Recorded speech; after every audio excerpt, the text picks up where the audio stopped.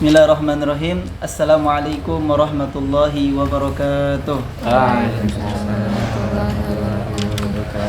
Nahmaduhu wa nusallimu ala rasulihil karim, amma ba'd. Allahumma salli wa sallim wa barik ala sayyidina Muhammad wa ala ali sayyidina Muhammad sallallahu alaihi wasallam. Jadi kita di sini dari mahasiswa UIN Sunan Kalijaga akan melakukan observasi. Di sini kita sekitar beranggotakan 6 orang dengan narasumber kita ya Pak, dari Masjid Syuhada yang kita sedang teliti ini, dengan nama Pak Mas Panji ya. Jadi Mas Panji ini selaku narasumber yang nanti kita akan tanya-tanya. Dengan materinya kita itu berjudul kondisi masjid ini pada zaman atau pada era Orde Baru. Jadi Pak, untuk menyingkat waktu kita mulai saja ya Pak.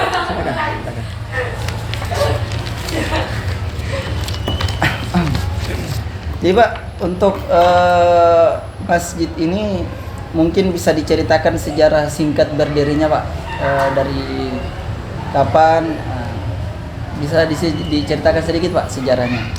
Baik. Bismillahirrahmanirrahim. Alhamdulillah, salatu wassalamu ala Rasulillah wa la haula wa la quwwata illa billah.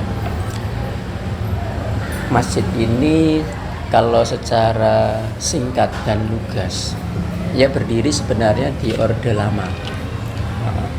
Jadi tanggal 20 September 1952 masjid ini diresmikan, dan kemudian sejak itulah masjid ini berkhidmat untuk umat.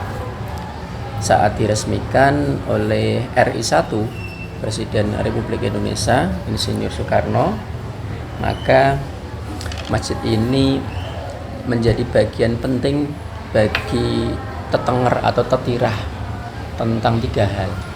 1, masjid ini berfungsi untuk memberi tempat yang luas dalam arti secara kiasan maupun secara denotatif untuk umat Islam beribadah. Jadi konsep ibadah di dalam para pendiri masjid ini adalah bahwa masjid bukan hanya sekedar tempat ibadah ritual ansih, tempat sholat dan lain sebagainya, akan tetapi ia menjadi bagian penting bagi penanaman budi, khususnya bagi generasi muda Islam yang akan diproyeksikan ke masa depan. Itu tujuan pertama. Maka kemudian dibangunlah di sini masjid yang kemudian ia bukan hanya dilengkapi secara arsitektural dengan kebutuhan-kebutuhan yang mendukung kegiatan pendidikan, dakwah dan pengkaderan, tapi ia juga dikelola secara modern dalam bentuk stifting atau yayasan dalam bentuk akta notaris. Itu sejak tahun 52. Kemudian yang kedua, masjid ini dibangun dengan misi untuk menjadi tempat mengenang sekaligus menumbuhkan jiwa-jiwa syuhada. Karena masjid ini dibangun dengan niat untuk melestarikan jasa-jasa para pahlawan sekaligus mengambil spiritnya. Di sekitar Kota Baru tempat Masjid Syuhada ini berdiri, kurang lebih mungkin sekitar 200-an meter ke sisi timur, itu di tahun 45, tepatnya tanggal 7 Oktober, terjadi pertempuran antara Jepang dengan rakyat Republik Indonesia, yang kemudian pada saat itu gugur sekitar 21 orang. 21 orang itulah yang kemudian nama-nama beliau diabadikan menjadi nama-nama jalan di sekitar ruas Kota Baru. Adik-adik kalau misalkan jalan-jalan di sini, bahkan sampai hampir mendekati Malioboro sana, ada nama jalan Abu Bakar Ali, yang kemudian jadi nama parkiran yang sekarang dipindah itu. Kemudian Faridan M. Noto, Sapirin, Idewa Nyoman Oka, Atmo Soekarto.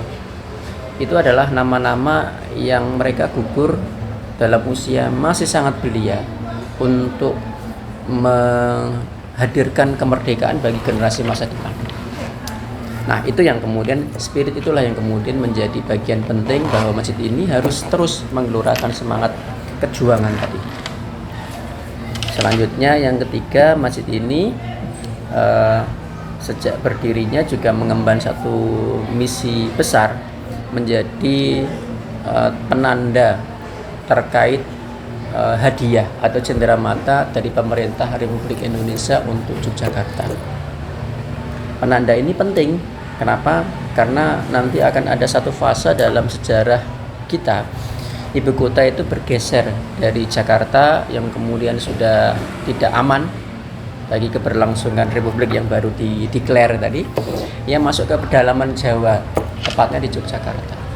Kurang lebih sekitar tahun 1946 sampai 49, ibu kota ada di sini dalam perlindungan Sultan Ngarsa Dalem Sri Sultan Hamengkubuwono yang ke-9 beserta rakyat Mataram, rakyat Yogyakarta.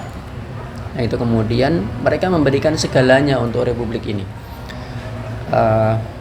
Rakyatnya bahu-membahu, kemudian pemimpinnya dicontohkan oleh Ngarsa Dalem memberikan segala-galanya untuk kebutuhan semuanya, untuk Republik yang sangat rawan hilang dari permukaan bumi karena masih sangat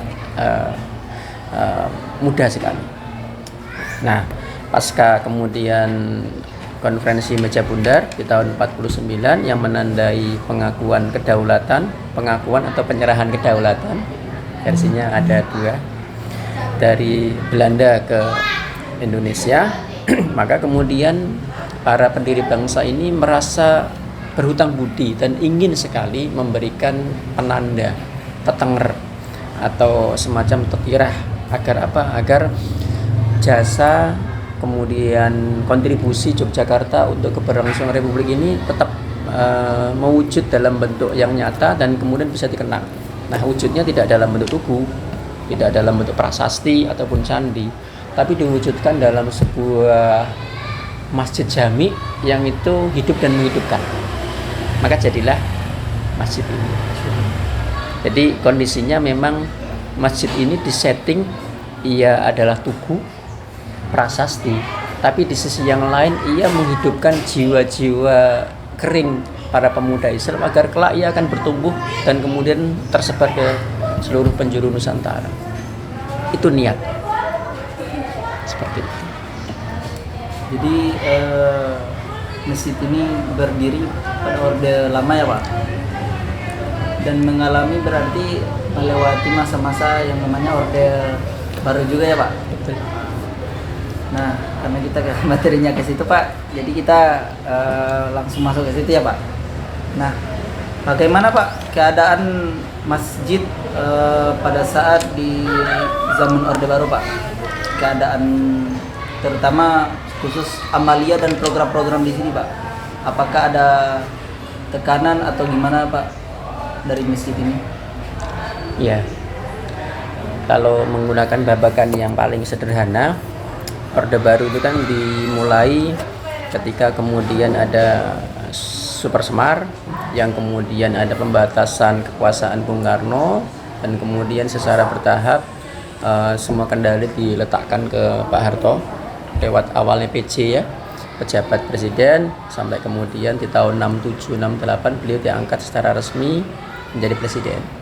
Nah, kalau menggunakan babakan sederhana seperti itu, berarti Orde Baru dimulai dari tahun 67-68 sampai kemudian tumbang di tahun 98. Seperti itu. Nah, di tahun itu nanti kita banyak sejarawan yang menulis tentang hal-hal berkaitan dengan Orde Baru. Tapi setidaknya ada dua isu besar yang kemudian bisa menjadi salah satu bagian penting untuk diskusi kita. Satu, isu tentang hubungan Islam dan negara. Yang kedua adalah isu tentang kristenisasi. Dua hal ini penting, walaupun isu-isu yang lain juga banyak sebenarnya. Tapi kalau kita kelompokkan secara simplisitas, sederhana, dua isu besar itu yang kemudian nanti akan masuk ke banyak lini-lini. Satu, hubungan Islam dan negara itu sebenarnya sudah tuntas rapat BPUPK.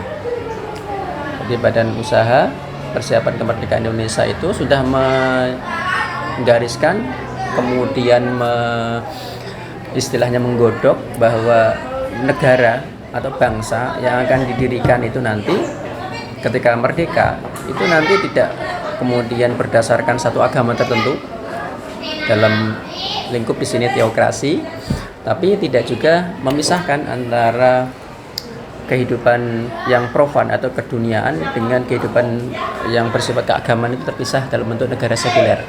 Nah, kita tidak dua-duanya, tidak dalam negara sekuler, tidak juga dalam negara teokrasi seperti itu. Karena pada saat itu ya sebagian besar umat Islam memang menginginkan Islam menjadi dasar dengan berkaca pada negara-negara yang lain yang kemudian mereka mampu, Islam mampu seperti itu. Tapi ternyata harus disesuaikan dengan kondisi keanekaragaman yang ada di Republik ini. Makanya kemudian kan itu disepakati pertama dengan Piagam Jakarta ya, yang kemudian bergeser, ada perubahan sedikit, kemudian akhirnya yang disahkan di tanggal 18 Agustus 45 itu adalah versi undang-undang yang sekarang kita kenal seperti itu. Baru nanti akan amandemen dan seterusnya. Nah, itu harusnya sudah selesai hubungan Islam dan negara. Tapi kemudian banyak hal melihat ada mungkin ya penyimpangan di Orde Lama yang kemudian akhirnya merembet ke Orde Baru. Misalkan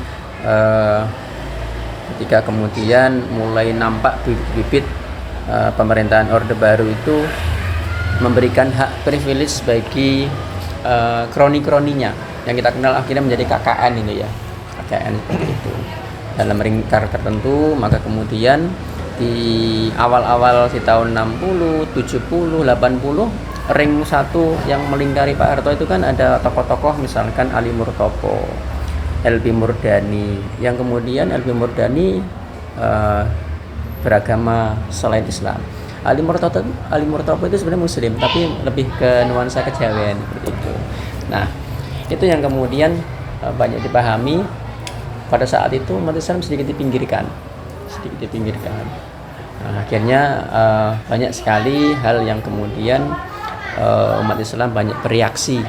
Misalkan di tahun-tahun itu ada petisi 50 di mana para banyak tokoh yang kemudian menandatangani, yang kemudian sebenarnya ingin mengingatkan Pak Harto waktu itu. Seperti itu.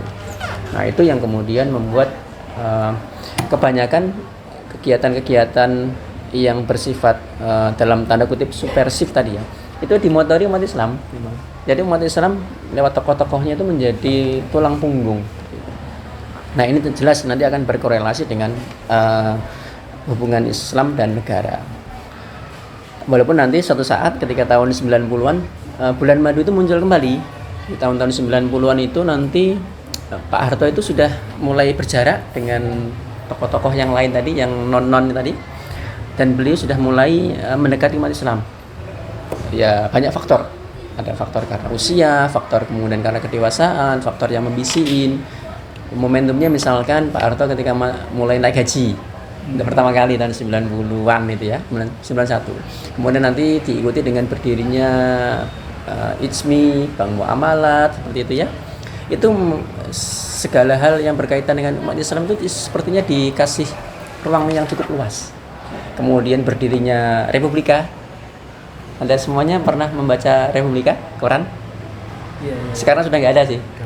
Tapi itu menyuarakan umat Islam. Jadi ada, kalau organisasi intelek itu IJMI, Ikatan Cendekiawan Muslim Indonesia, yang didirikan oleh Habibie atas restu Pak Harto.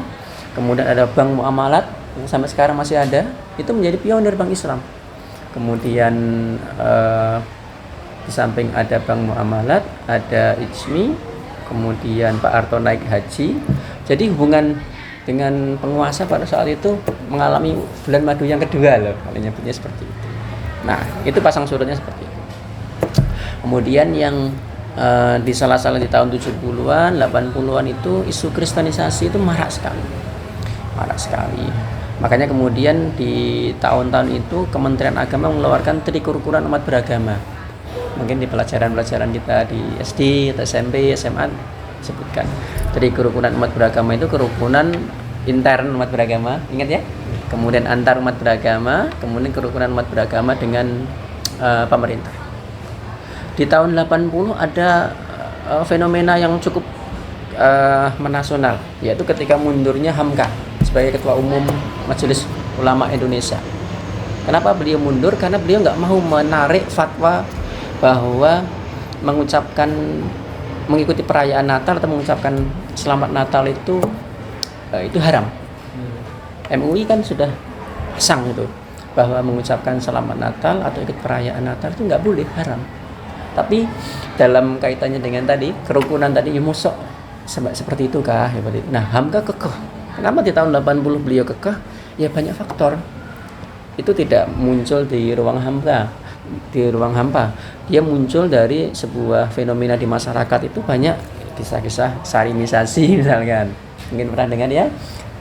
Jadi kasih sembako, nanti pindah ke agama tertentu, atau mungkin yang gadis-gadisnya dinikahi oleh laki-laki yang non, kemudian nanti dipaksa untuk pindah agama, atau pura-pura. Bahkan ada isu-isu yang para muslimah itu dihamili dulu.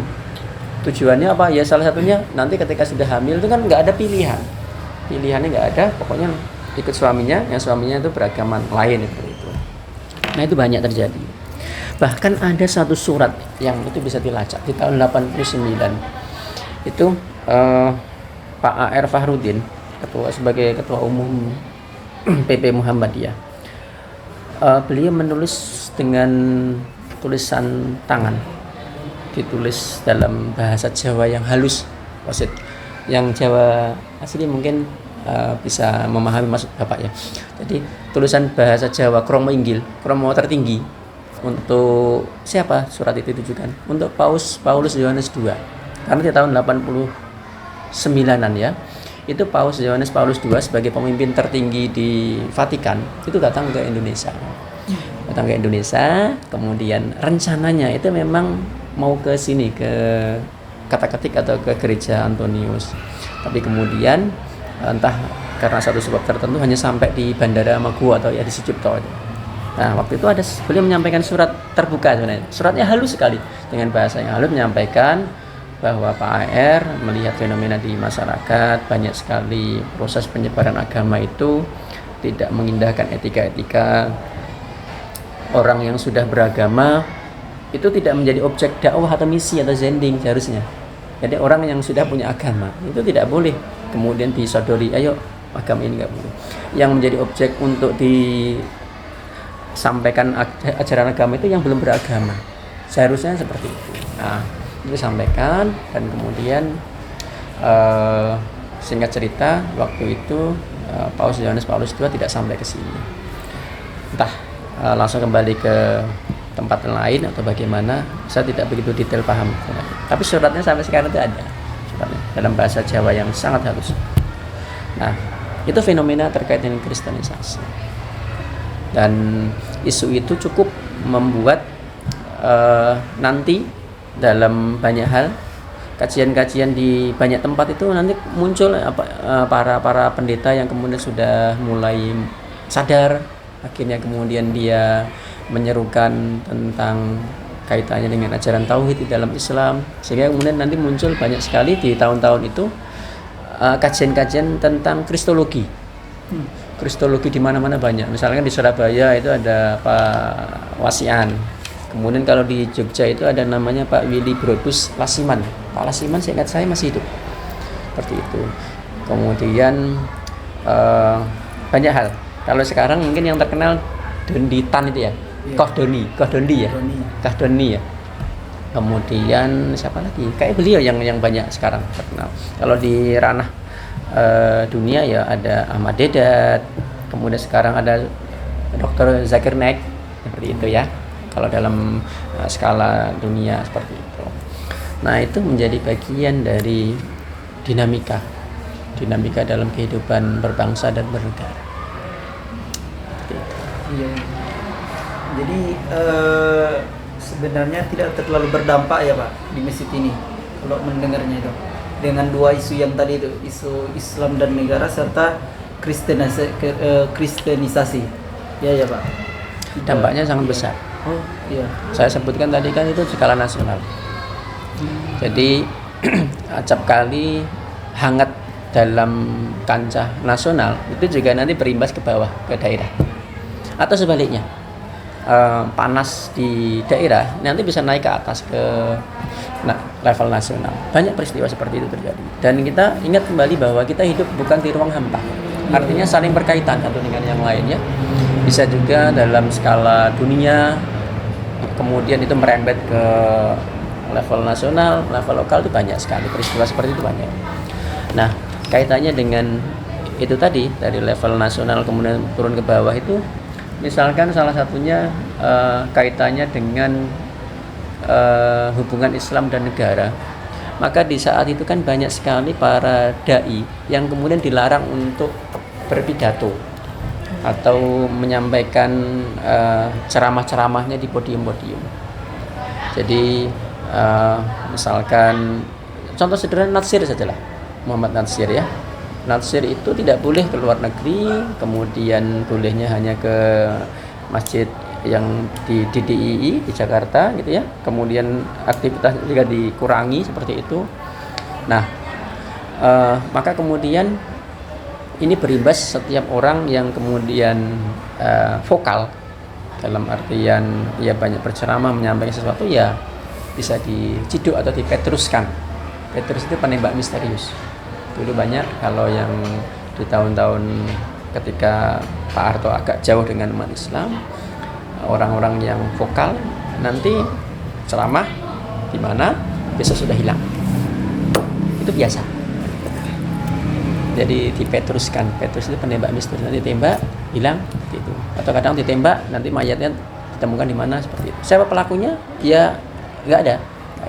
Itu yang kemudian menjadi salah satu keberatan teman-teman ketika saat ini Pak Harto dianugerahkan sebagai pahlawan nasional. Iya. Seperti itu. Nah, tapi kita tidak masuk ke Pak Harto ya. Nah, dengan kondisi seperti itu maka apa yang menjadi perilaku atau mungkin tindakan Majelis Syuhada? Kita mengubah. Majelis Syuhada ini kan berdiri karena kerjasama antara ulama dan umarok. Maka ketika umarok mungkin dalam tanda kutip melakukan sesuatu yang tidak pada relnya, maka tugas ulama itu menyampaikan dengan saluran-saluran yang langsung kepada beliau. Penyampaian kritik atau nasihat itu tidak harus dipublish, tapi bisa langsung ketemu seperti itu. Nah, termasuk yang sampaikan kalau tadi Pak Air ya, kalau di Syuhada, dalam ranah Syuhada kita berbeda. Kita ketika ada hal seperti itu, kita geser para dai-dai yang ada di Syuhada, kita geser dari dakwah yang bersifat bil lisan lewat podium-podium, kita geser ke bilhal. Bilhal. Tujuannya apa? Agar tidak konfrontasi secara vis-a-vis dengan pemerintah. Kenapa ya? Karena pemerintah ada yang umat Islam, kita di wakil umat Islam. Nah, ketika kemudian terjadi benturan, maka yang terjadi ya umat Islam dengan umat Islam. Maka hasil ijtihad kami bergeser dari dakwah bil lisan lewat podium-podium, kita geser menjadi bilhal. Apa yang dilakukan di bilhal adalah dengan tadi kaitan dengan isu kristenisasi tadi. Kita geser ke daerah-daerah luar Jogja yang kemudian rawan sekali diubah keyakinan keagamaannya. Maka kemudian kita sentuh, kita berdayakan secara ekonomi dan akidah. Makanya kemudian kami menyebut desa bina. Kemudian kita mendirikan desa program Trisna Karya. Kemudian kita bekerja sama dengan NGO baik dalam maupun luar negeri yang kemudian memberdayakan mereka. Salah satunya adalah pada waktu itu di tahun 80-an lewat organisasi yang ada di Masjid Syuhada namanya PKMS, Pendidikan Kader Masjid Syuhada. Kita mendampingi para penduduk-penduduk di daerah Gunung Kidul yang mereka punya potensi itu bambunya banyak sekali. Bambunya banyak. Nah, bambunya banyak tapi mereka rumahnya rata-rata beralaskan tanah, kemudian dindingnya dari gedek-gedek itu dari bambu yang dianyam, kemudian atapnya pun ala kadarnya. Nah, ada potensi berupa bambu itu apa yang bisa dimanfaatkan. Nah, bambu itu kemudian diolah, jadikan anyaman, kesenian, yang itu kemudian dibantu juga tentang proses pemasarannya. Nah, ini yang kemudian membuat mereka bisa cukup mandiri secara ekonomi, plus kita kirim dai-dai ke sana untuk dikuatkan akidah. Nah, itu yang kemudian menjadi respon kita. Jadi ketika kita bicara tentang dakwah, sebenarnya metode yang dipakai itu ketika bilisan banyak yang diteror ya Pak, kesana kemari dai-dai nasional, Masjid Syuhada ini mengambil langkah berarti dakwah dengan bilhal ya Pak, langsung ditemui melakukan terhadap sosial terhadap masyarakat ya Pak, mengenai apa yang terjadi. Nah, dalam ranah dakwah sendiri ini Pak, apakah pernah ada hambatan Pak, khususnya ketika dalam isu-isu kristenisasi Pak? Kan kita mengetahui dakwah-dakwah itu kan nggak selalu mulus ya Pak. Apakah dalam ranah dakwah bilhal itu ada hambatan-hambatannya Pak? Banyak. Di belakang kita itu ada satu tokoh hebat. Kami menyebutnya hebat, benar-benar hebat. Pernah dengar nama Romo Mangun? Romo Mangun itu seorang rohaniawan Katolik, sekaligus arsitek, yang kemudian beliau membersamai penduduk di bantaran Kali Jodi yang di bawah ini. Sekaligus beliau karena seorang arsitek, dia merancang tata hunian di wilayah Kali Jodi. Itu legendaris. Jadi beliau seorang rohaniawan Katolik, sekaligus menyebarkan misi Zendingnya, tapi beliau juga berkontribusi bagi masyarakat. Itu hebat sekali. Nah, bagi kami sosok seperti beliau itu adalah tandem dalam kebaikan. Jadi Romo Mangun dengan Syuhada, walaupun kita memiliki jalur yang berbeda, para pendahulu kami di Masjid Syuhada, karena itu zaman di atas saya jauh, itu kami terbiasa untuk berdiskusi dengan beliau. Bahkan kami sering dapat cerita tertentu. Kadang Romo Mangun itu pinjam Al-Quran di sini, nah kemudian dikasih Al-Quran dengan terjemahnya, kemudian diskusi biasa, seperti itu biasa. Jadi terkait dengan misi ini, maka ada yang namanya kompetisi yang berkeadaban atau kompetisi yang berkesatria, secara kesatria.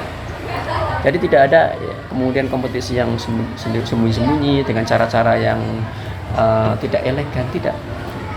Persaingan jika ada, tapi persaingan secara kesatria. Itu namanya mungkin disebut dengan, kalau kita konsepnya kan fastabiqul khairat ya, berlomba-lomba dalam kebaikan. Termasuk itu tadi Romo Mangun dengan segala komponennya. Di sini ada sekolah teologi, sekolah susteran, kemudian beliau tinggal bersama penduduk di bawah seperti itu. Syuhada juga bergiat dengan kegiatan-kegiatannya. Nah, itu terjadi. Kalau gesekan misalkan ya kaitannya hal-hal yang bersifat fisik biasa, tapi kemudian bisa didiskusikan. Maka kemudian di Kota Baru ini kita bersyukur, alhamdulillah, dengan ridha Allah tidak ada kemudian terjadi sampai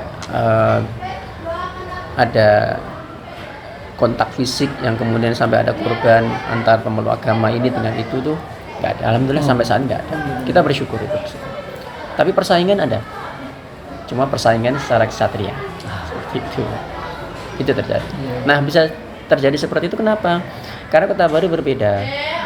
Kota Baru ini rata-rata yang tinggal di sini kan, khususnya yang ada di Kota Baru, mereka kan dalam ranah pendidikan yang menengah ke atas ya. Kemudian sejak awal mereka kan sudah melting pot, sudah aneka. Nah, orang yang ketika terbiasa dengan keragaman itu, mereka akan terbiasa juga dengan perbedaan pendapat. Nah, itu menjadi pengaruh. Termasuk orang yang berpendidikan tinggi. Orang berpendidikan tinggi itu mereka punya lekuan emosi yang kemudian tidak langsung ia salurkan. Bahasa sederhananya, mereka tidak bersumbu pendek. Ketika dihina atau mungkin dilecehkan sedikit, mereka tidak langsung berpikir secara emosional, tapi mereka tetap berpikir secara rasional. Nah, itu yang kemudian ya rasa syukur kita dalam bulan tahmid, alhamdulillah Kota Baru hingga dari dulu hingga kini aman, walaupun berbeda semuanya. Alhamdulillah. Seperti itu. Terus Pak, mengenai masih di isu kristenisasi itu Pak,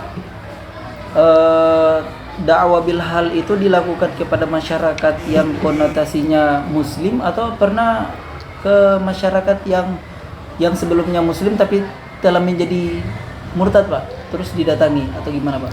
Kami kalau yang Bilhal di Gunung Kidul itu fokusnya ke saudara-saudara kita yang rentan dalam dua hal. Pertama, rentan secara ekonomi, yang kedua rentan secara akidah. Jadi mereka muslim tapi jika meminjam trikotominya GET ya, Clifford GET yang menyebut ada priayi, ada abangan, ada santri, itu ini kategori abangan. Yang mereka agamanya Islam KTP-nya, tapi dalam kehidupan sehari-hari masih belum mengerti tentang nilai-nilai keislaman. Kemudian mereka di bawah garis kemiskinan. Jadi rawan sekali mereka. Mereka tersubordinasi dalam dua hal. Akidahnya rentan, ekonominya rawan. Seperti itu. Itu yang terjadi. Nah, itu yang menjadi fokus kita.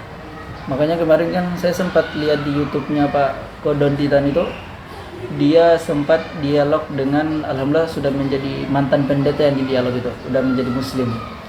Nah, cara mereka itu memang masuk ke ranah ekonomi Pak. Memang yang di desa-desa itu salah satunya katanya yang sulit ekonomi. Ditukar dengan ditukar dengan akidah. Masya Allah. Tapi alhamdulillah ya Pak, dengan metode dakwah seperti itu masyarakat pada saat itu banyak yang tersosialisasi ya Pak. Alhamdulillah. Alhamdulillah. Terus Pak, selanjutnya ketika dalam dakwah ini apakah Masjid Syuhada ini dia berdiri secara sendiri atau ada gabungan-gabungan dari community-community lain Pak, atau dari lembaga-lembaga lain yang membantu dalam dakwah ini? Ya. Sejak awal masjid ini memang sudah menjadi bagian representatif dari berbagai macam golongan. Jadi masjid ini dulu ketika awal berdiri ya, maka para teman-teman kita dari HMI, kemudian PII, yang kemudian mereka para pemuda-pemuda yang sudah berdiri sebelum masjid ini berdiri. HMI itu kan 47, PII juga sekitar 47-48 sama. Itu kegiatan-kegiatan kepemudaan juga mereka aktif di sini, kemudian berkolaborasi di sini, termasuk dengan pemuda-pemuda di Kauman. Kauman ini kan menjadi salah satu sentra para pemuda militan ya. Itu menjadi basis kaum muslimin secara militan, yang kemudian mereka menjadi salah satu counter attack-nya ideologi komunis kalau di zaman waktu Orde Lama seperti itu. Nah, itu menjadi partner kita. Tapi di sisi yang lain kita pun juga berkolaborasi dengan pemerintah. Pemerintah jangan dikira semuanya buruk ya. Ada hal-hal yang positif yang kemudian bisa disinergikan gitu. Kemudian bersinergi juga dengan para pengusaha agnia yang kemudian mereka punya concern terhadap maslahat hartanya untuk umat Islam. Banyak sekali. Di Jogja banyak seperti itu. Nah, itu penting sekali karena roda dakwah itu kan ada pelumasnya. Nah, pelumasnya ya harta dari para agnia. Iya. Jadi ada berapa elemen ya Pak.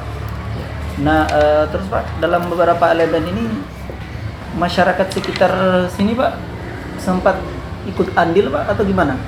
Mereka menjadi penonton saja atau support? Ya, masjid ini berdiri tidak dalam satu komunitas muslim sebelumnya. Jadi masjid ini kalau kita lihat kan kanan kirinya ada yang perkantoran, ada pemukiman kaum elit, kemudian di bawah itu adalah saudara-saudara kita di bantaran Kali Code itu mereka terfragmentasi dalam golongan elit, orang-orang yang termarginalkan secara ekonomi seperti itu. Nah, dengan kondisi seperti itu kita tidak bisa berharap dengan komunitas setempat di kanan kirinya, karena mereka memang kalau di masjid tertentu ada komunitas muslim, mereka punya kesadaran bangun masjid. Nah, ini tidak. Di sini ada komunitas bekas pemerintahan kolonial Belanda dengan fasilitas-fasilitas yang khas Belanda. Kita letakkan masjid di sini. Sehingga wajar jika kemudian masjid ini tidak punya masa. Nah, untuk mengatasi hal tersebut, maka dibuat rekayasa sosial berupa meletakkan asrama mahasiswa muslim itu di sini. Nah, mahasiswa muslim itu yang kemudian punya tugas besar membuat masjid ini hidup. Jadi yang kemudian kita lakukan adalah rekayasa sosial para pemuda-pemuda. Kenapa harus pemuda, tidak orang tua? Ya berbeda. Benar, benar, benar. Memberdayakan lansia itu berat. Iya. Pertama, mereka sudah punya pengalaman, sehingga mereka mesti orientasinya ke belakang. Ya. Zaman saya begini loh, janganlah mikir seperti itu. Yang kedua, mereka jelas fisiknya tidak mendukung lagi. Nah, pemuda berbeda, fisiknya mendukung, secara fisik mereka kuat. Yang kedua, secara mental mereka tuh ingin hal-hal baru. Yang ketiga, mereka itu berani mengambil resiko. Yang keempat, mereka berani untuk menghadapi tantangan-tantangan masa depan. Makanya pemuda itu kan didefinisikan generasi masa depan yang dihadirkan di masa sekarang. Karena generasi masa depan ya tugas seorang pemuda itu belajar saat ini. Tapi mereka cita-citanya ke depan. Nah, kalau lansia kan tidak. Coba kalian misalnya ngobrol sama simbah, kakek-kakek, nenek-nenek kita. Maka banyak kata-kata yang zaman simbah tidak seperti itu. Zaman simbah tuh gini loh. Itu artinya beliau melihat, menengok masa lalu. Coba sekarang kalian tanya ke Mbah, Mbah, cita-citanya pengen apa Mbah? Iya. Jarang.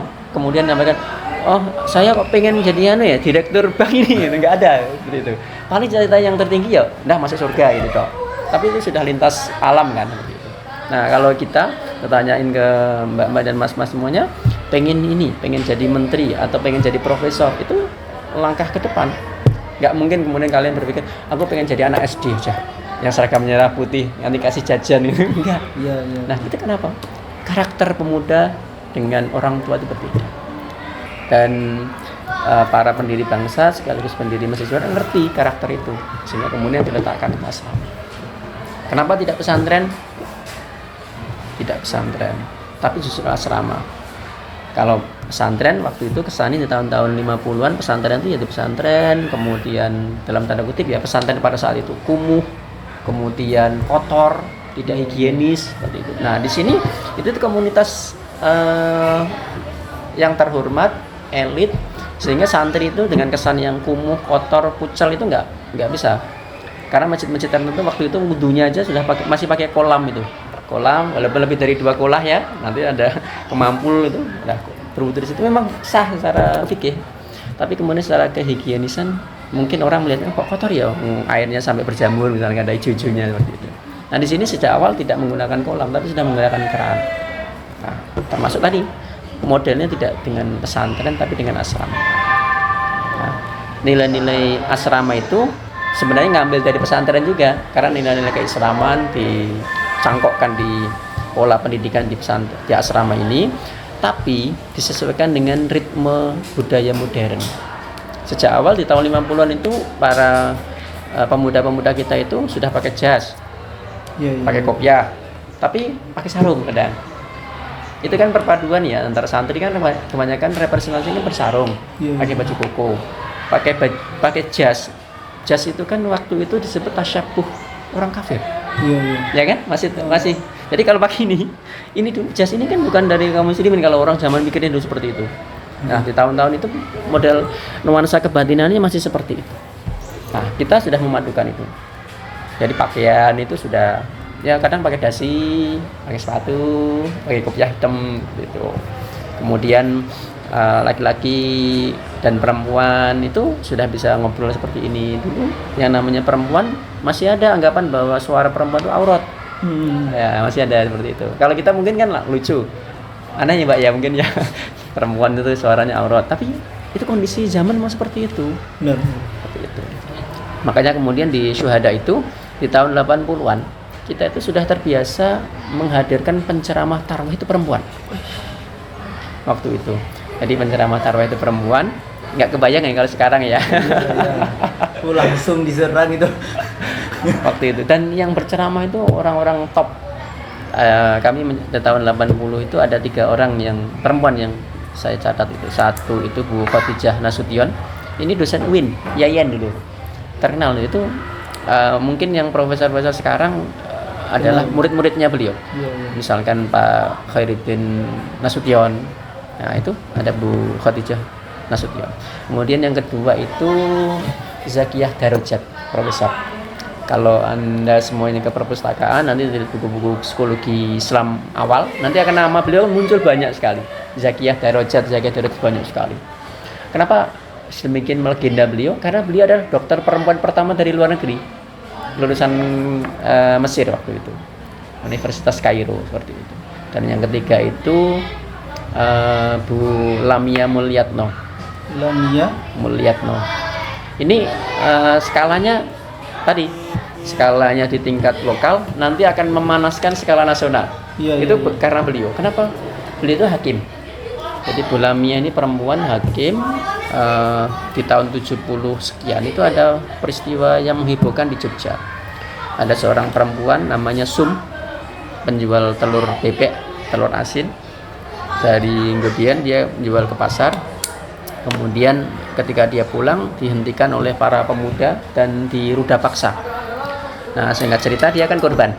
Tapi kemudian dalam perjalanan perkara itu dia berubah menjadi terdakwa karena mencemarkan nama orang-orang yang tadi. Karena orang-orang ini adalah anak-anak pejabat, orang-orang hebat di Yogyakarta pada saat itu. Disalahkan ya. Berubah statusnya dari korban menjadi terdakwa. Nah, masuk ke pengadilan, ramai jadi pemberitaan. Sampai kemudian akhirnya hakimnya itu yang mengadili itu adalah Bu Lamia tadi. Beliau membebaskan Sum ini.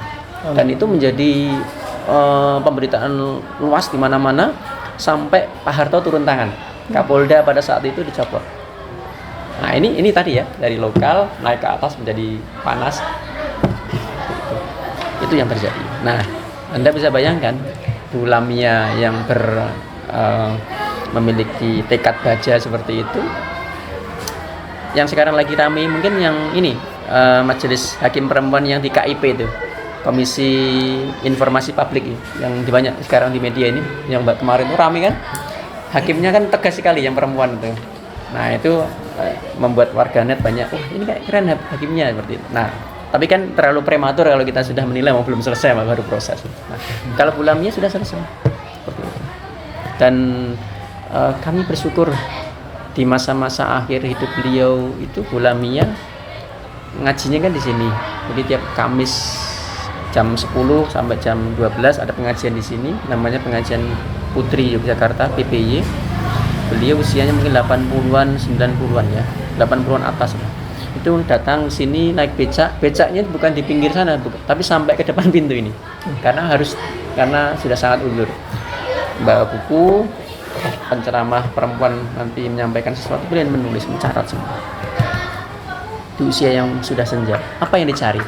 Kalau ditanya cita-citanya apa, ya masuk surga. Itu tadi karena orang tua tadi. Tapi teladan beliau tetap menulis, mendengarkan penceramah seperti itu teladan. Dan itu terjadi sampaikan oleh Bu Lamia, salah satu penceramah perempuan di Masjid Syuhada di tahun era 80-an. Ya Pak, seterusnya Pak, tokoh-tokoh yang terlibat Pak ketika dalam dakwah tersebut Pak, siapa baik dari internal maupun eksternal Pak? Saya memulai dari kata-kata sejarawan namanya Buya Shafi'i Ma'arif. Buya Shafi'i Ma'arif yang kemudian nanti jadi ketua PP Muhammadiyah dia, itu menyampaikan begini, hampir semua tokoh Islam dalam skala nasional itu pernah menginjakkan kaki di Syuhada di era 80-90. Artinya apa? Ya kalau Anda semuanya melihat di tahun-tahun itu ada tokoh misalkan Natsir, Hatta, Soekarno, Prawoto Mangkusasmito, kemudian A.R. Baswedan, itu tokoh-tokoh yang menjadi langganan di sini. Kalau yang sekarang ya Pak Mahfud MD, Pak Amin Rais, Pak Mukti, Abdul Mukti ya. Kemudian tokoh-tokoh yang misalkan rektor-rektor di kampus-kampus Jogja itu biasa sini. Pak Mahasin, Pak Almakin, Pak Nur Haidi itu sudah langganan di sini. Jadi biasa, jadi penceramah khutbah di sini. Nanti kadang penceramah tarwih juga seperti itu. Kemudian lintas institusi misalkan perwakilan dari Polri, kemudian dari tentara, seperti itu kadang mereka menyiapkan tokoh-tokoh tertentu, kemudian wali kota, kemudian nanti bupati, itu biasa. Kenapa itu terjadi? Ya tidak terjadi secara tiba-tiba, karena jaringan yang sudah dibentuk era sebelum-sebelumnya kami lanjutkan. Jadi itu yang kemudian kembali ke yang sampaikan Pak Buya Syafi'i Ma'arif tadi. Hampir semua tokoh, beliau menyebutnya hampir semua. Artinya apa? Artinya memang jadi epicentrum.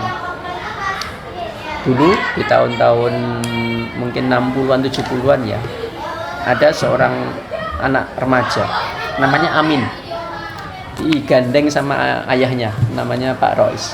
Pak Rois menggandeng anaknya, kemudian sambil menunjuk ke kubah itu, Min, kamu suatu saat harus bisa ceramah dan khotbah di sini. Nah, itu doa. Ya. Dan akhirnya kita kenal namanya Profesor Amin Rais. Jadi Pak Rois itu kan ayahandanya Pak Amin ya. Itu doanya. Jadi memang kebaikan itu memang harus diwariskan. Kebaikan harus diwariskan. Dalam skala yang lebih panjang dan lebih luas, proses pembebasan Konstantinopel di tradisi Turki Utsmani itu ya, itu kan proyek yang kemudian senantiasa terbayang dengan sabda Rasulullah tentang nubuwah itu ya, bahwa yang membebaskan Konstantinopel itu adalah sebaik-baik pemimpin, prajuritnya juga sebaik-baik prajurit seperti itu. Dan itu menjadi tekad generasi Daulah Turki Utsmani kan. Sehingga walaupun akhirnya nanti di eranya Muhammad Al-Fatih itu sudah digaungkan, disoundingkan oleh ayahandanya, kakeknya, buyutnya, yang kemudian sampai seterusnya, sampai kemudian goalnya di Al-Fatih. Nah, sama juga kita. Jadi mensoundingkan kebaikan itu untuk generasi masa datang. Itu sudah menjadi tradisi keislaman. Itulah pentingnya mentor. Iya. Tentunya guru. Ya, makanya kemudian dalam pembelajaran kita kan konsepnya sebenarnya kan muwajahah ya, talaki. Kita ketemu seperti ini, tidak lewat ini. Ini hanya alat bantu. Alat bantu. Jadi alat bantu itu anggaplah dia pembantu. Jangan sampai dia menjadi majikan. Nah, kalau kita misalkan punya khotimat di rumah, sampai khotimat itu kemudian jadi kamu sini nyuruh, itu kan sudah suul adab ya. Nah, ini sama juga. Jadi kita ilustrasikan seperti itu. Jadi ini alat bantu, jangan sampai menjadi alat utama. Makanya saya tadi tanya, proses pembelajaran hibrid ya. Ya itu sebagai alat bantu aja. Kondisi misalkan sakit atau kemudian dosen lagi suatu hal tertentu yang tidak bisa ditinggalkan sehingga diganti, ini alat bantu. Tapi kalau tiap hari terus menerus, enak. Apalagi kemudian cuma nyimak video, itu yang kemudian menjadikan proses pembelajaran itu hanya sekedar memindahkan pengetahuan, tidak ilmu. Jadi kita seperti meminjamkan flash disk saja. Ini flash disknya, tolong di copy selesai. Kan tidak seperti itu kita. Tradisi keislaman tidak serendah itu. Iya. Jadi tokoh-tokohnya tadi baik dari internal eksternal mensupport masjid ini ya Pak, agar tetap jaya eksis sepanjang masa. Nah Pak, mungkin tinggal 2 pertanyaan lagi nih Pak. Solusi apa Pak yang diberikan kepada masyarakat agar tetap memakmurkan masjid Pak? Maksudnya mungkin ada fadilah-fadilahnya, karena kan pada saat itu dengan maraknya juga itu isu-isu mengenai kristenisasi Pak, kan ya. Mungkin kan jadi masyarakat itu agak tergoyang Pak. Nah, untuk tetap masyarakat tetap kembali ke masjid ini, apa yang digaungkan oleh masjid ini Pak? Ya. Jadi kami kembali ke konsep awal bahwa seharusnya idealnya kebutuhan umat itu terpenuhinya di masjid. Maka kemudian yang terjadi adalah masjid itu tidak hanya sekedar sebagai tempat ibadah ritual saja, ia menjadi tempat yang kemudian memenuhi kebutuhan sehari-hari kita. Makanya kalau di tahun awal 50-an itu ketika masjid ini berdiri, masjid ini menyediakan misalkan relay. Jadi kita punya ruang studio sejak tahun 50 itu. Ruang studio yang digunakan untuk menyampaikan relay radio, karena waktu itu belum ada internet ya, sehingga yang ada hanya radio yang kemudian disampaikan kepada khalayak, sehingga jangkauan kebaikan itu bukan hanya di masjid tapi sampai ke khalayak yang lain. Kemudian kebutuhan yang berkait dengan pengetahuan, di masa sebelum Masjid Syuhada dibangun, yang namanya masjid tradisional itu satu ruang atau satu bangunan itu biasanya memiliki multifungsi. Kalau di Syuhada tidak. Jadi di sini itu ada ruang perpustakaan di sini, nanti di sisi utara itu ada ruang kantor. Kalau di zaman dulu tidak digabung. Nah, apa yang membedakan? Yang membedakan adalah bahwa ruang-ruang itu berfungsi sesuai dengan fungsinya pada saat itu. Yang itu konsisten seperti itu. Dan yang berikutnya adalah kaitannya dengan pemenuhan kebutuhan sehari-hari. Misalkan masjid di saat itu belum ada namanya konsep, ayo masjid nanti bisa ada ruang aula yang digunakan untuk kebutuhan pernikahan dan sebagainya, itu tidak. Paling ya selasar, misalkan masjid tradisional ada selasar, nanti disulap jadi ruang resepsi seperti itu. Kalau kita enggak, kita dari awal sudah ada ruang aula di bawah itu, yang itu bisa digunakan untuk pernikahan, pendidikan dan sebagainya. Nah, itu semangat yang kemudian menginginkan bahwa ketika nanti orang beribadah itu, ia juga terpenuhi kebutuhan yang lain. Nah, di masa kini diubah, digeser dan diperluas. Misalkan kebutuhan sehari-hari kita itu kaitannya dengan belanja, maka di masjid juga harus ada yang namanya unit usaha semacam supermarket. Iya. Tujuannya apakah kemudian wah berarti ada transaksi di masjid, Mas?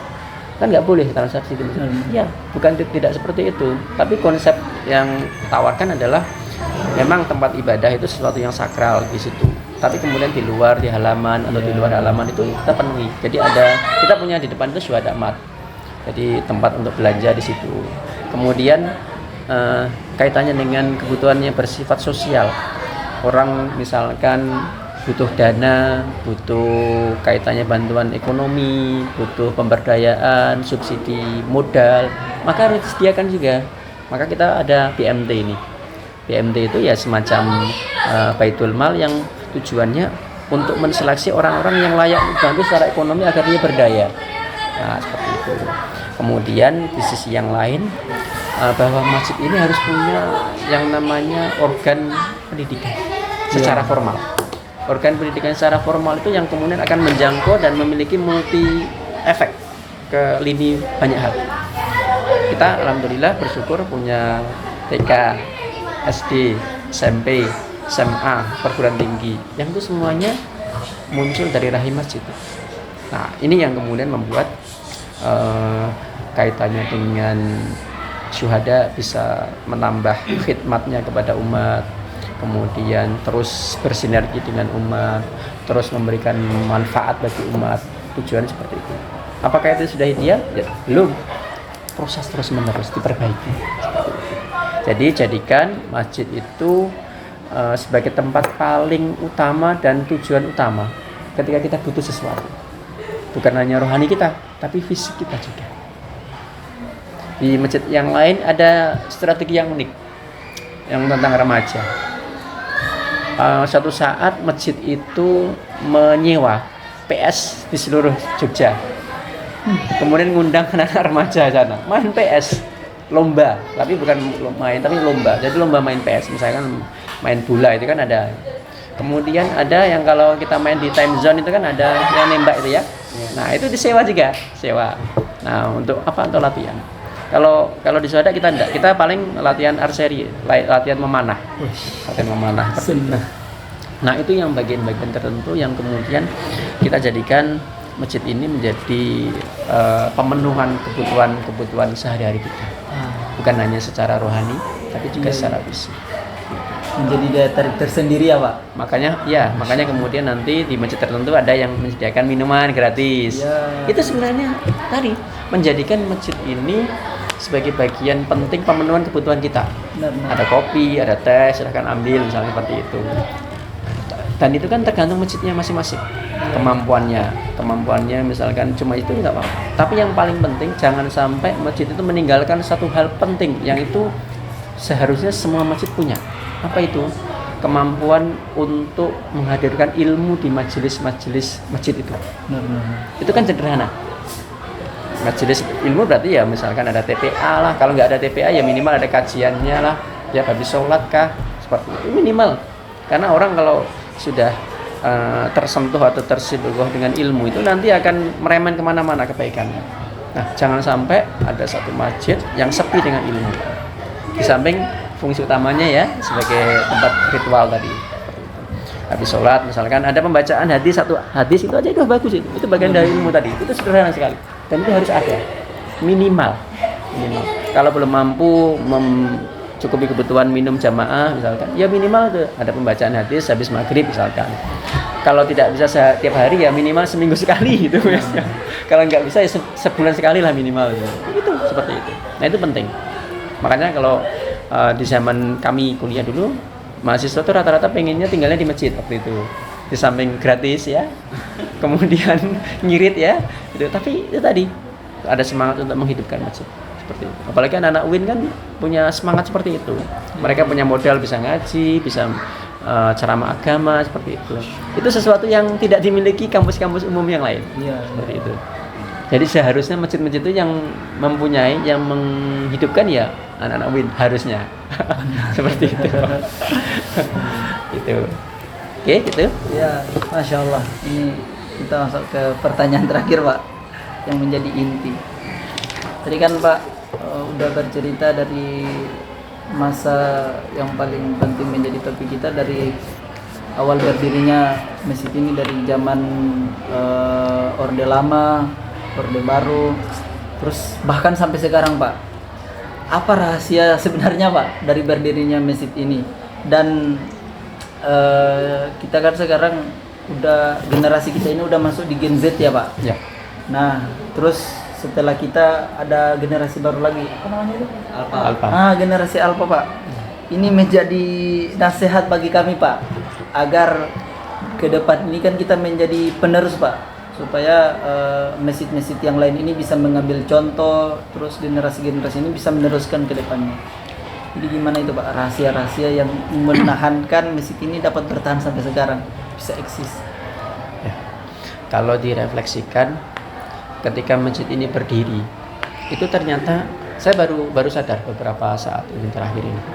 Jadi ketika masjid ini direfleksikan berdiri, refleksikan sejarah masjid ini ya. Kemudian dari berdirinya hingga kini, saya merefleksikan pertama itu ternyata masjid ini menjadi daya tarik. Itu pertama karena tampilan fisik. Tampilan fisik ternyata penting sekali.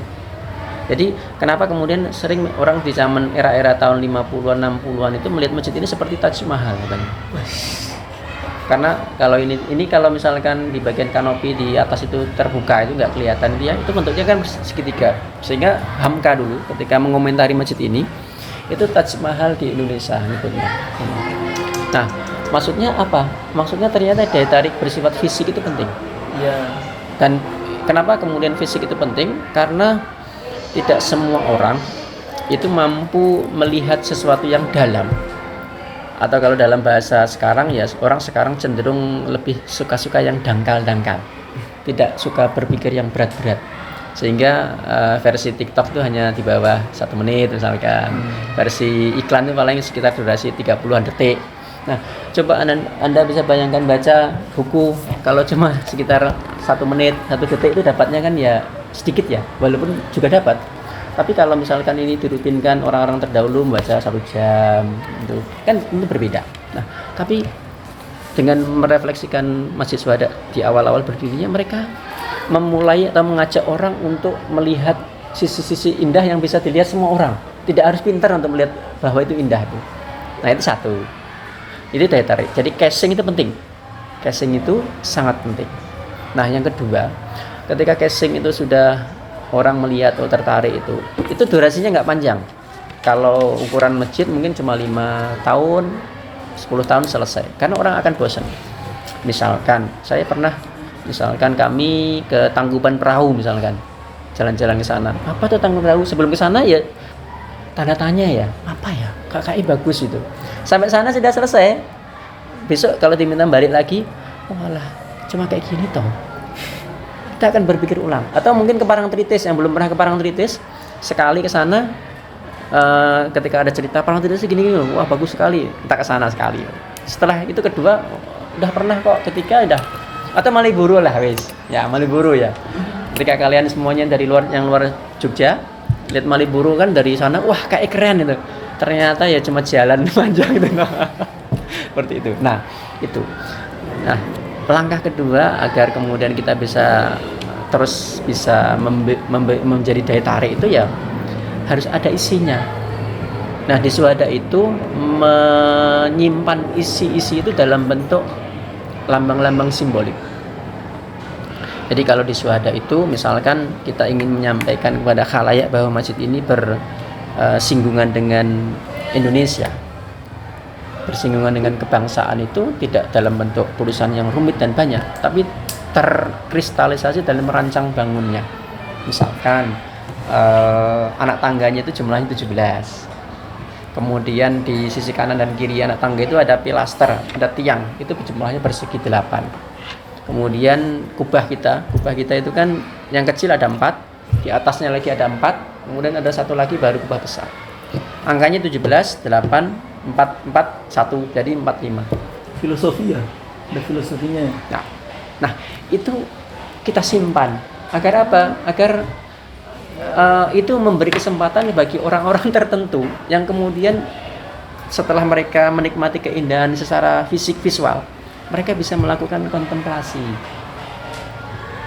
Tentu tiap orang berbeda-beda. 17 bisa dipahami dengan misalkan jumlah rakaat misalkan. 8 juga dengan yang lain misalkan 8 arah mata angin seperti itu dalam kosmologi Hindu Buddha seperti itu. Silakan. Tapi itu bagian dari penting tadi, menyimpan makna tertentu dalam simbol-simbol. Itu penting. Baru kemudian yang ketiga, adaptif. Adaptif itu maksudnya adalah prinsip itu harus kukuh atau kokoh, tapi manhaj atau metode itu fleksibel. Nah, termasuk tadi pergeseran dari dakwah bil lisan menjadi bil hal, itu kan sebenarnya metode ya, yang kita harus fleksibel. Kalau kita nggak fleksibel, ketika kita tetap teguh bil lisan saja, maka kita akan digencet oleh Pak Harto. Jadi Pak Harto itu dengan segala komponen kekuatannya, kekuasaannya, semua kekuasaan itu kan terpusat di tangan beliau. Sehingga siapapun yang berani berhadapan dengan beliau, pilihannya cuma 2, mati atau kemudian kalah. Nah, kalau sudah kalah ataupun mati ya sudah, umat Islam nggak bisa bermanfaat bagi yang lain, maka harus fleksibel, maka bergeser. Jadi kemampuan beradaptasi, kemudian berubah, atau kalau dalam hewan itu adalah seleksi alam itu dengan mengubah wujud ya, mimikri dan sebagainya, itu sebenarnya nasihat untuk orang yang mampu menggunakan akalnya, agar kita itu ya kalau dalam metode janganlah saklek banget. Kalau ada orang misalkan menasihati orang yang lagi berbuat kejahatan itu ya enggak kemudian langsung itu haram, itu dosa. Tapi ada metode yang kemudian diajarkan, didatangi dulu, diajak mungkin jalan-jalan, atau kemudian diajak kesukaannya apa, seperti itu. Itu tadi kaitan dengan termasuk Suhada tadi, adaptif. Jadi kemampuan beradaptasi dengan semangat zaman, perubahan zaman itu penting sekali. Dan kemampuan melihat roda zaman itu menjadi bagian penting agar kita mampu memproyeksi masa depan. Jadi masa depan 20 tahun yang akan datang, trennya itu kayak apa, itu harus kita mampu proyeksikan. Coba sekarang kita perhatikan disrupsi saat ini kan luar biasa, mengubah banyak hal. Kalau orang tidak hati-hati dan salah melihat dan tidak jeli, maka dia akan salah langkah. Dulu yang namanya orang mengantar dokumen itu ya lewat pos, kemana-mana, kring pos itu, atau wesel. Sekarang Pak Pos sekarang di mana? Ya, kita nunggu generasi menulis surat untuk pacar dengan perangku. Sekarang di mana yang ngantar-ngantar itu? Kalah dengan email, WA kita. Nah, itu kemampuan beradaptasi. Termasuk banyak pekerjaan-pekerjaan di masa depan yang kemungkinan akan hilang. Dulu yang mungkin punya cita-cita ingin jadi teller bank, siap-siap. Teller itu sebentar lagi paling nanti sudah hilang. Hal yang sederhana di lapangan, misalkan tukang parkir, Nah, sekarang sudah digantikan mesin itu ya, tinggal pencet seret, keluar kertas seret. Dari yang tukang parkir buahnya sekarang tinggal satu depan di pintu masuk, pintu keluar. Besok sudah berubah nanti. Kalau sudah pakai menggunakan ID card itu, tinggal masuk seret, keluar seret, kemudian nanti deposit langsung saldo kita dipotong, terus keluar lagi tanpa ada orang pun yang membantu kita di tempat parkir. Itu disrupsi. Dan salah satu kemampuan manusia itu Allah titipkan tadi adaptasi, kemampuan terus memperbaiki diri, berubah, menyesuaikan dengan zaman itu. Nah, itu penting sekali. Ya, itu penting sekali. Jadi pertama tadi hal-hal yang bersifat casing itu penting. Yang kedua kaitannya, ayo kita tanamkan nilai-nilai itu tidak harus sesuatu yang rumit, tapi tanamkan saja dalam bentuk arsitektur masjid. Ya. Yang kedua, yang ketiga adalah adaptif. Harus mampu ya mengarungi riak-riak gelombang zaman. Seperti itu. Itu untuk semuanya sebenarnya. Itu secara umum seperti itu banyak. Bukannya untuk syuhada, tapi untuk semuanya sebenarnya. Untuk pelajaran bagi Anda semuanya termasuk kami juga. Seperti itu. Oke, gitu ya. Alhamdulillah. Masya Allah. Jadi tadi itu mengenai rahasia sir dalam bahasa agamanya, rahasia Masya Allah. Dan nasihat untuk kami ya. Jadi penampilan harus, kan orang Islam itu dilihat dari penampilan ya Pak, supaya orang tertarik. Terus arsitek menjadi daya tarik tersendiri. Ya Alhamdulillah, dengan berakhirnya pertanyaan-pertanyaan tadi, berakhirlah juga segmen tanya jawabnya kita ya, observasinya kita. Semoga apa yang kita menjadi pertanyaan-pertanyaan ini menjadi ibrah, menjadi pelajaran bagi kita semua, dan menjadi pengampu tugas mata kuliah PSI, pengantar studi Islam ya. Dan insyaallah mungkin dengan adanya video juga ini menjadi namanya apa? Menjadi berita apa namanya itu Pak? Bagi halayak umum, menjadi inspirasi ya. Inspirasi. Di sini kan kita belajar bahwasanya di masjid ini ada perpustakaan dan ada ahli sejarahnya juga. Itu menandakan sejarah itu nggak pernah pudar ya Pak, nggak pernah pudar meskipun dengan masa yang sekarang ya tadi dikatakan Pak yang di kantor posnya kemana udah digantikan dengan alat-alat sekarang, tapi masya Allah di Masjid Syuhada ini yang ahli sejarahnya ini insya Allah tidak akan pernah terganti dengan perkembangan zaman ini. Karena kalau kita cari di Google mungkin kurang lengkap ya Pak. Nah, paling bagus itu kita bertanya langsung kepada orangnya. Semoga kita semua diberikan sehat walafiat, diberikan hidayah, dan ya menjadi pelita bagi umat semua. Amin. Amin. Ya, mungkin itu saja yang dari kami mahasiswa UIN. Terima kasih ya Pak kepada Bapak Tanji ya. Masya Allah.